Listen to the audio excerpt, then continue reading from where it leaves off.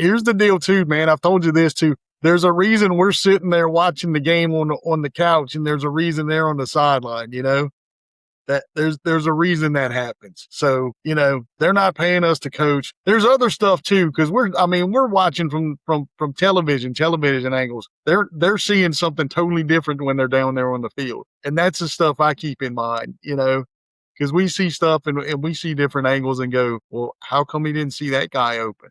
And what you don't see is that your quarterback is running for his life, or he's trying to avoid the sack, and that's the part you can't see, So it happens, man. It happens.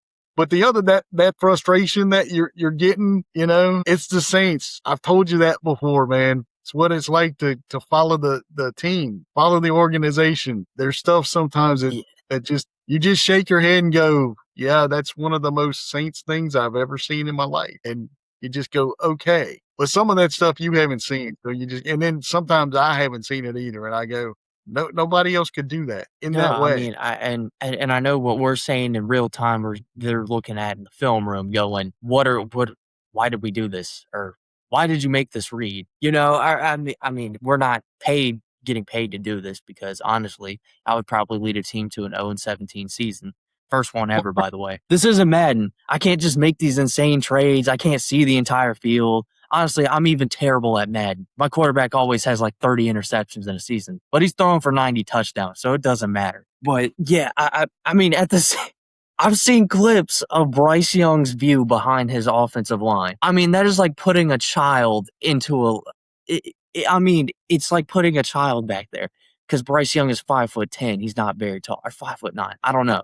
He's not a very tall guy, and putting him behind a bunch of guys that are like 6'4" and above, you can't see anything back there. I don't know how he does it. So us sitting there and saying, why did you make that read, and things like that, I have no idea what he's saying, honestly, because I can't see anything at his angle. I'm 6 feet tall. I probably would have trouble seeing behind these offensive lines in the NFL, because these guys are big guys. So we take everything we say with a grain of salt, because we have no idea. And honestly, if we were coaches, we would be terrible. And that's not knocking either one of us. We have experience on Madden and at some high school level. Man, I coached you with the Saints, man. Come on, man. But yeah, you coached with the Saints. You were 7 and 8 years old. I helped coach you with the Saints, so I got a little coaching experience. That was a very fun time. I enjoyed coaching those teams, and I enjoyed coaching you. There's nothing like being able to do that.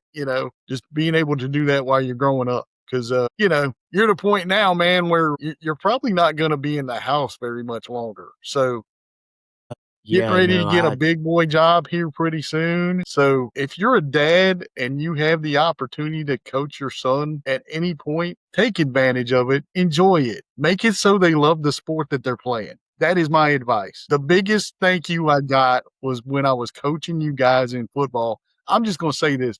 We're on a tangent here. I'm just going to say this. The biggest reward I ever got was when I was helping coach that 7 and 8 year old team. You guys, I think you were 8 that time. Now you played 2 years. I went back to your school to eat lunch with you for Thanksgiving, and I'm walking through the halls, and you're kind of walking in the line, and one of your teammates saw me, and he came up and he said, "Coach Rob," and he gave me the biggest hug. And that's when you're doing something right, man. And now it's you guys are on your way. You're grown-ups now. And I'm just going to say it, man. I'm really proud of you. So yeah, getting ready for the big boy job. Yeah, I'll be leaving soon. Now it's sidelines to seats with life advice, I guess, is what we're doing. Yeah, at the moment. Man, we're on a tangent. But this is we are kind of on a tangent. This is what we do. Yeah, no, he coached me, and I wanted to continue playing football. I wanted to continue playing baseball. If you have a kid, don't make them hate the sport, because if you are overbearing with everything that they do with it, they're going to grow up to hate it. They're going to see it as a chore, see it as a job, and you don't want them to see it like that. And I am about to start my professional career teaching. And the example that he just gave you of, people of these kids wanting to come up to you is exactly why you should do it. You want to be approachable. You want to be that person. You want to be a good person, and you want to make sure these kids feel safe. You want to feel approachable. You want to change their lives. That is the main thing. If I decide to go into coaching baseball or not, I have no idea yet. It's going to depend on a lot of things, but it just making that difference in those kids' lives is it's important. And it was with the Saints in my dad's experience. So I was like a 4'10", 8-year-old. So I was much bigger than the rest of those kids out there. I mean, looking at me now, you would have never thought I played offensive line. I played offensive line, guys. You look at me now, and it's like, that guy wouldn't even be able to make a team as a wide receiver. I'm 147 pounds. You were one of the biggest kids out there, man. No, I was. And I remember. Yeah, I mean, I seriously there's no was. way he's 7 years old, and I'm yeah, he's 7, man. He is. Yeah, I'm 7 years old. I mean, I remember one game I had to basically be a substitute because not enough people showed up. You had to play center. I had to play center, and the parents were going absolutely ballistic because they were like, "There's no way he's 7 years old." He's not. It's like, yeah, he is. Yes, ma'am. Guys, when I tell you I was like double the size of these kids, like no joke, you could stack two of them together, and I was still taller than them. It was an experience being the biggest kid out there playing football, and then you get to high school, and I don't know what happened, and even the guys I was competing for positions with in high school, they were still like 2 to 5 inches taller than me. So, you go from big boy in your peewee days, your youth days, your little league days, you're the big guy out there. And then you get to a point where everybody's the big guy. They were the big guys on their teams. So now you're competing with all the other big guys. And you want to be the best, but most likely somebody's going to come along and they're going to surpass you. And that's just the way it is. You could be called the greatest on your team. You could be called the greatest at your school, wherever. Somebody will likely come along and be better. And you just have to keep that in mind and don't let it discourage you, I guess, is what I'm trying to get at here. For you, it's you said it. You have to love the sport you're playing, and you have to love what you're doing. And that was like, for me, when I was coaching you guys, I would, like, on my days off, I would look at drills because you were a lineman and I handled the lineman when I was coaching football. I would try to get drills that were fun for you guys, but you're still learning what to do. And that was my whole thing. I was like, I don't want to make this to where these guys don't want to come to practice. I don't want to make it to where they just show up for games. And the biggest thing, this is what I would do it every time, because I would get the huddle with you guys, and there's two things I would tell y'all. Do you remember? One of them was have fun, and I don't remember the other one. I said, actually, it was 3 now that I think about it. I would go, have fun. I love you guys. Let's go win. Not in that order. That was every time. Yeah, and that will stick with, different kids. You got kids from all sorts of different backgrounds, too, when you're doing these types of things. And if they love the sport, they can do better. They'll want to do better. They'll want to get better. And I mean, there were some kids on that team that I played on. They ended up playing football for my high school. They continued to do it. They continued to get better. They wanted to get better. They continued to grow. Those types of things. They feel some kind of security in these sports. And you want to be the coach that they look up to. You don't want to be another person that and I don't want to, say this necessarily, but you don't want to be somebody who fails them, because you have no idea what's going on at home. Somebody could be failing them at their home. You don't want to be another person that fails them. And that's very important. You just all of that. And I mean, we're going on an absolute tangent now. Like, we're way off topic. This was just supposed to be contract information. I think we just recorded another episode without knowing it. I think that's what we did. I really think we did. Yeah, you got to be the difference. You got to love the sport. If you love the sport, you're going to do whatever you can for it. And I will admit, when I stopped playing baseball, I was starting to, just with the injuries and everything, I was starting to fall out of love with it. It was starting to become a chore to do everything. And that's not because of anybody. That was just, you get fatigued from it. And I think the fatigue caught up with me. I got injured a lot. It was just like, I don't think this is worth it anymore. And you don't want that ever to happen to anybody, but don't be the reason that they did that.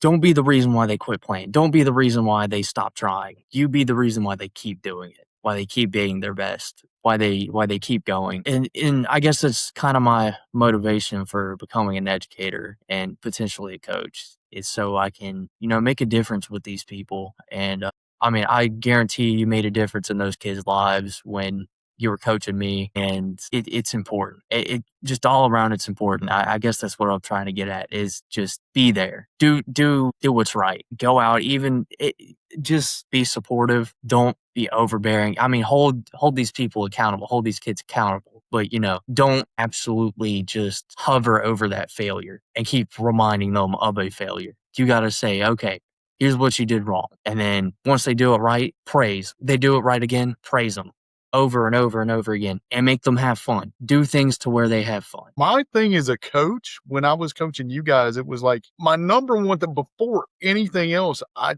wanted to make sure that you guys knew that, us as coaches, that we cared about y'all. It wasn't like, okay, go win this game. It was like, okay, how are we doing? That's not to say we weren't tough on you guys, because man, I remember some of those practices where it was, think about this. We want to go back. You got 6, 7, and 8 years old, and some days we would get out there and we go in with a plan, and that plan would go by the wayside. So then it would be like, okay, we're gonna run a little bit before we get started. So then we get you real winded a little bit, and then it'd come back. We bring everybody back, and okay, do we know why we did that? And we got some strange answers about that sometimes, and it's so, hey, you guys can focus on what you need to do because we have a game to play. And then when you see the stuff that you do in practice, because a lot of times we would tell you, okay, this is why we're doing this and this is why we're doing this. And then when you see that stuff happen in practice and it translates to a game and the game situations, and the light bulb goes off for you guys as 6, 7, and 8-year-olds, and the big smiles start coming, and I'm like, this is why we do it. But the biggest thing was to make sure that you guys know that as coaches, we cared about you guys as people before anything else. And that's where my biggest thing is. It's just, knowing that. And then now you guys are, you're growing up now. You're grown-ups. It's a crazy thing. It's just crazy to me that we're at this point, man. So I don't know. This was not planned at all. We're just telling you. No. We didn't plan this. Not at all. This is a that it doesn't get any more real than this. I'm just telling y'all now, because there was no script. We just kind of evolved into this. This is my script. This is my script right here. This is what I have. Stuff we talked about for the last 10 to 15 minutes was on that script. So, but these are conversations, y'all. We told you when we started this podcast, some of these conversations, they're conversations that we have, and we talk about this every now and then. And with Adam going into education, he's going into education. He's going to be a teacher. And I didn't realize until you just said some of that stuff. I'll be honest with you. I didn't realize some of that stuff. And I'm just, I don't know. It hits me that. Yeah. Proud. Yeah. I'm proud. I appreciate that. And I'm glad you helped me get there, because obviously I couldn't done any of this without, my parents, without everybody along the way. That might be the first time you're hearing why I'm going into teaching, but that's why I want to go into teaching, because I want to make a difference on people's lives. I don't know where I'm going after this. I don't know what I'm going to do, if I'm going to keep teaching, just however long I'm in it. Something I will do no matter what during my life, it is to make differences in people's lives. Make a positive difference. I don't want to fail people. I hate failing people. I hate disappointing people, and I don't want to do that. I want to be that person for these kids. And I'll be getting paid to do it. Obviously you were volunteering to do it when you were coaching us, but still, even without the paycheck, my number one priority is not the paycheck. It's the people that I'm teaching, the kids that I'm teaching, because they always deserve better. What we're providing them, I guess. And I want to provide them with everything that I can. Yeah, and tying it back into football, as a coach, you want to be that. I've had baseball coaches that I have absolutely hated because they were not very reinforcing about that, and I don't want to be like that. You do not want to be that person. Trust me, because then they're gonna play worse for you. They're gonna do worse for you. They're not gonna try as hard. You want to make sure, you want to hold them accountable, and a lot of these kids need that. They need to be held accountable. They need to be also given the opportunity. You can't just beat them down. You got to lift them up. And I think even, I'm going to tie this into the NFL. I think even we still see that in the NFL today. These are guys coming from all sorts of different backgrounds. You have no idea where they came from. And you see which coaches absolutely fail those guys, and you don't want to be that. If you fail them, everything fails. You absolutely want to be the difference in somebody's life. Whether whatever I do, if I become a professor at a university, if I continue teaching the school system, if I become an administrator, I'm helping people change their lives for the better. And that's exactly what I want to do. I want to be the reason why they keep going.